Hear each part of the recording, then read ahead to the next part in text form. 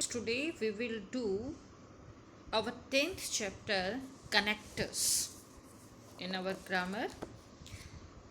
पहले तो हम समझते हैं कि कनेक्टर्स होते क्या हैं. जैसे कि आपको वर्ड से ही पता चल रहा है, कनेक्ट करना, लिंक करना.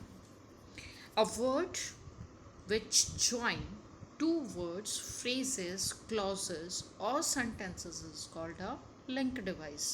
अब ये तो आपको पता है कि जो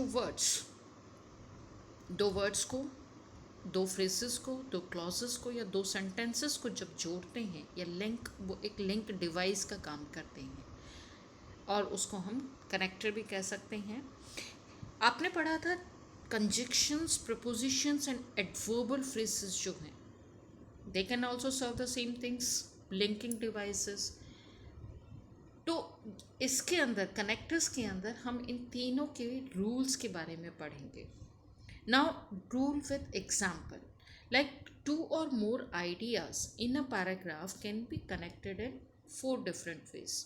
जब भी हम किसी भी दो या दो से ज़्यादा आइडियाज़ को पैराग्राफ में कनेक्ट करते हैं तो वो 4 डिफरेंट फेजेस से हो सकते हैं. अभी हमने जस्ट पढ़ा था कि कंजक्शन किस तरह से है, कंपोजिशन, प्रपोजिशन कैसे हैं और एडवर्बल क्या है. अब हम उनके डिफरेंट वेज पढ़ेंगे. रूल नंबर 1 में आता है बाय यूजिंग अ कंजक्शन. यहाँ पर हम कंजक्शन यूज़ कर रहे हैं. टाइम के लिए हम यूज़ करते हैं, जैसे आपने पढ़ा था, टाइम के लिए यूज़ करते हैं हम एंड, बिफोर, आफ्टर या वाइल. इनके सेंटेंसेस भी पढ़े थे. जैसे 2 और मोर इक्वल टू 5, तो एंड जो है उसने यहाँ पर 2 और 3 को, दो वर्ड्स को कनेक्ट किया, लिंक जोड़ा. उसी तरीके से हमारा यूज़ हो रहा है before. You complete your homework before dinner. तुम्हें अपना काम जो है वो डिनर से पहले ख़त्म करना, बिफोर डिनर. थर्ड है after. So you go for play after finishing your work. तो तुम खेलने के लिए तब जा सकते हो जब तुम्हारा काम, तो यहाँ पर टाइम शो हो रहा है. इसी तरीके से वाइल के लिए एग्जाम्पल दिया है, the consignment was delivered while we were very busy. Consignment was delivered, हम बहुत बिजी होने के बाद भी हमने कंसाइनमेंट जो है वो डिलीवर्ड किया, तो यहाँ पर हमने वाइल यूज़ किया. इसी तरीके से ये हमारा टाइम था. अब रीज़न, कॉज और रिजल्ट में हम यूज़ करते हैं एंड, बिकॉज, सो दैट, सो और दैट. यहाँ पर एक एग्जाम्पल जैसे हम देते हैं, I called her back so that I could confirm 1 और 2 डिटेल्स. अब यहाँ पर मुझे रिजल्ट लेना है, मुझे मेरे दिमाग में जो क्वेश्चन है उसको क्लियर करना है. तो रिजल्ट, रीज़न एंड कॉज, इन तीनों के लिए हम यूज़ करते हैं एंड, बिकॉज, सो दैट, सो और दैट. इसी तरीके से जब कंट्रास्ट होता है, मतलब कि एक सेंटेंस दूसरे के ऑपोजिट होता है लेकिन दोनों का लिंक हमें बनाना है, तो हम यूज़ करते हैं but and although.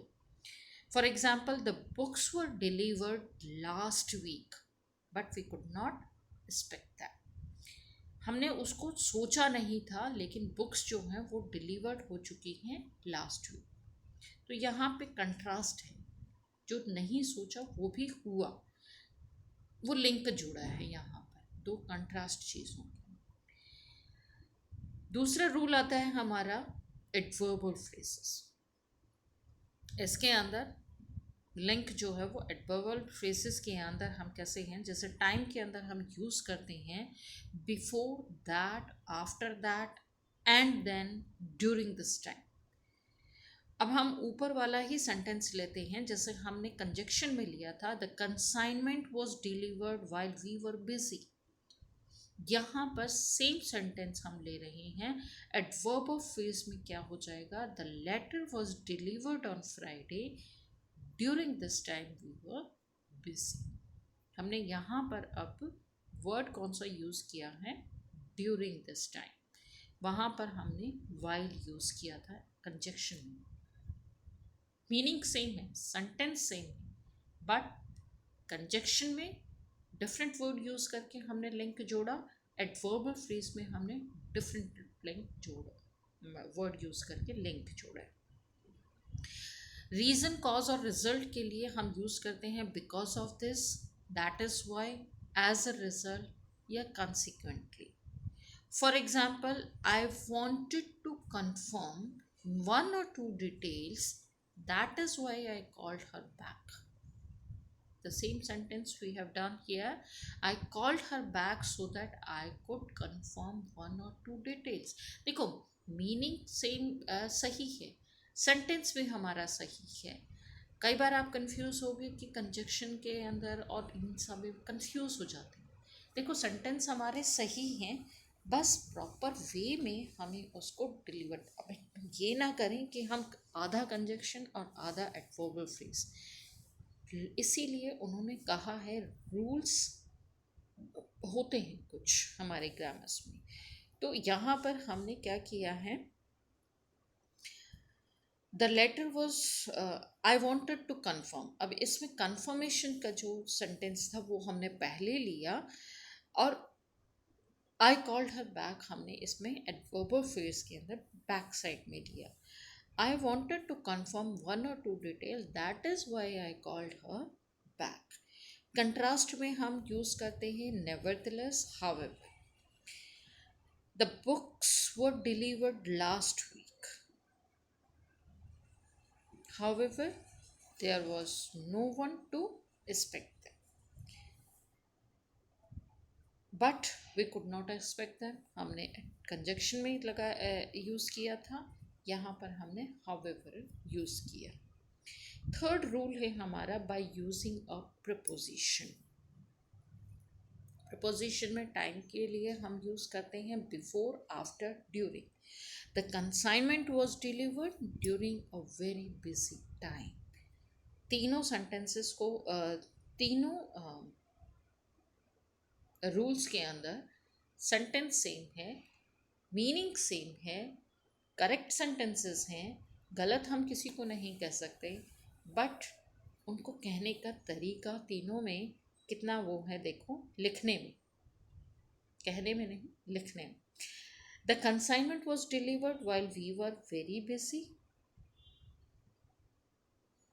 The letter was delivered on Friday during this time we were busy. And third one is the consignment was delivered during a very busy time. अब आपको समझ में आया होगा कि प्रपोजिशन में हम कैसे लिखते हैं, एडवर्बल फ्रेज में हम कैसे लिखते हैं, एंड कंजक्शन में कैसे लिखते हैं. रीजन, कॉज और रिजल्ट के लिए भी हम यहाँ पर यूज करते हैं बिकॉज ऑफ या due to. Like Ravi was punished in the class because of his carelessness. Contrast के अंदर हम यूज करते हैं in spite of. In spite of hard work, Mohit failed to score high marks. बहुत मेहनत करने के बाद भी मार्क्स अच्छे गेन नहीं कर पाया. तो ये थे हमारे रूल्स कनेक्टर्स के अंदर, जिनको हमें फॉलो करना है. नेक्स्ट आता है हमारा an infinitive clause can also be use to show purpose. Infinitive clause जो है वो भी हमारा पर्पस शो करता है. अब ये भी पर्पस शो कर रहे थे. For example, the procedure has been computerized in order to, या फिर आप लिख सकते हो so as to save time and money. तो इन्हीं को ध्यान में रखते हुए अब आपने यहाँ पर जो आपको एक्सरसाइज दी गई है, that you have to complete. Okay, students, if still any doubt, you can ask me. Thank you.